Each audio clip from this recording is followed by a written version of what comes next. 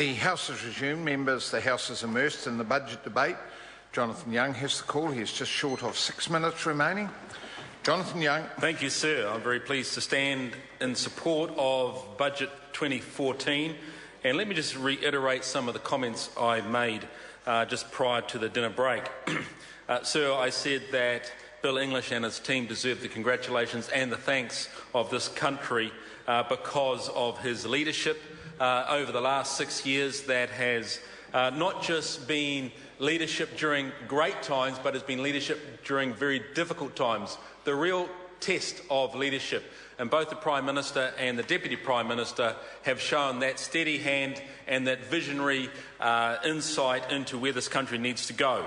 And so they have led us through those harsh times of recession and are leading us into a prosperous and brighter future. This is a very good budget. I wanted to also just touch on words that the Honourable Phil Goff said before the dinner break, and how he went on to say that housing affordability has never been worse than it is right now. And I reminded him, sir, of what some third-party independent analysts have said regarding particularly the fair city of New Plymouth, where I am the MP. They said it now takes 53.4% of the median income to pay a mortgage on a median-priced house purchased in March 2014. And they went on to say, so it's 53.4%, just over half of the median income.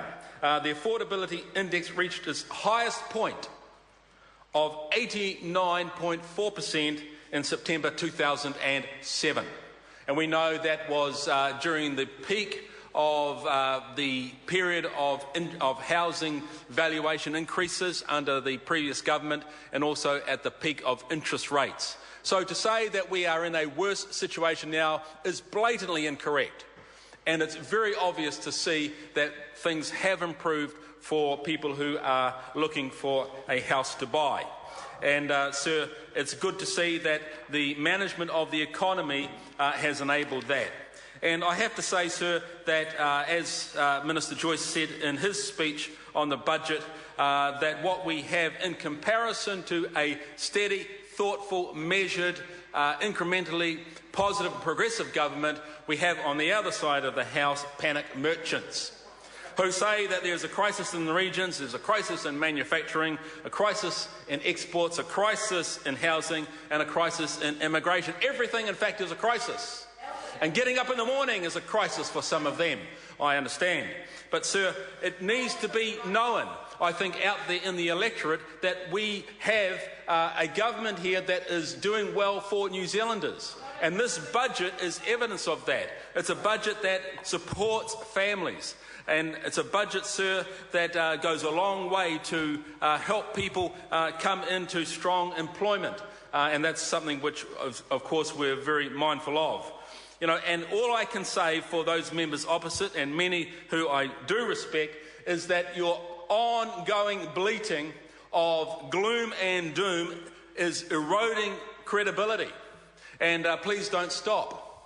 Because, you know, they need to know what you stand for. Mr Cunliffe came to Taranaki in October 2013, just a number of months ago, and he said he blamed the government for the Taranaki exodus.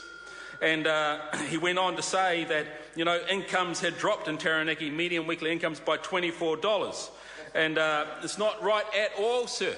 The next day in the Daily News front page, Mr Joyce and myself refuted that, and Mr Joyce said, Mr Cunliffe claimed people are leaving regions such as Taranaki in their droves. That couldn't be further from the truth. Taranaki grew by 5.3% between 2006 and 2017 and has an extra 5,500 people now living in the region. And instead of median weekly wages going down 24, they went up $85 a week. Now, I don't understand how you can get it so wrong and actually say it so calmly at the same time. Sir, and I think that probably the other person that tends to talk down what's happening in Taranaki is my opponent, Andrew Little, who's going to contest the seat there. And Andrew gets it right a little bit, because he made a statement that, that the GDP over the last 3 years had not been growing. And to a certain extent that is true, even though we had the highest GDP per capita in the country, 75,000 per capita compared to 47 the rest of the country.